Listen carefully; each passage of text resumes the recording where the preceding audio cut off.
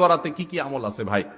শবে বরাত উপলক্ষে ওই রাতে করার জন্য হাদিসে আলাদা করে এই আমল, এই নামাজ, এত সূরা, এতবার, এরকম কোনো কথা কোনো বিশুদ্ধ হাদিস দ্বারা প্রমাণিত না।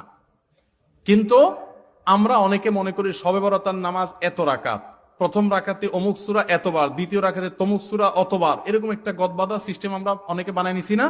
এগুলোর কথা কোনো হাদিস দ্বারা কিন্তু প্রমাণিত না। হাদিসের নামে, ইসলামের নাম মন গড়া কিছু করলে সেটা কিন্তু জায়েজ হবে না। তাহলে আমি কি করতে পারি? মধ্য শাবানের রাত, যেটাকে আমরা শবে বরাত বলি, এই রাতে আল্লাহ তাআলা বান্দাদেরকে সাধারণ ক্ষমা ঘোষণা করেন। এই রাতের একেবারে কোনো মর্যাদা নাই, ব্যাপারটা সেরকম না। মর্যাদা হলো যে আল্লাহ তাআলা বান্দাদেরকে সাধারণ ক্ষমা ঘোষণা করেন। তবে যার ভিতরে অন্যের প্রতি হিংসা আছে, শত্রুতা আছে, তাকে আল্লাহ মাফ করেন না।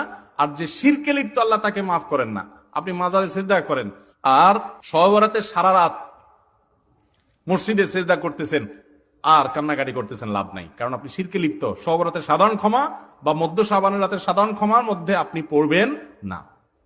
এই জন্য শবে বরাতে আল্লাহ তাআলা সাধারণ ক্ষমা যদি আপনি পেতে চান, তাহলে আপনার কি করতে হবে? আপনার নিজেকে শিরক থেকে মুক্ত করতে হবে। শত্রুতা বিদ্বেষ কারো প্রতি রাখা যাবে না, সবাইকে মাফ করে দিতে হবে। আল্লাহ আমাদেরকে তৌফিক দান করুন।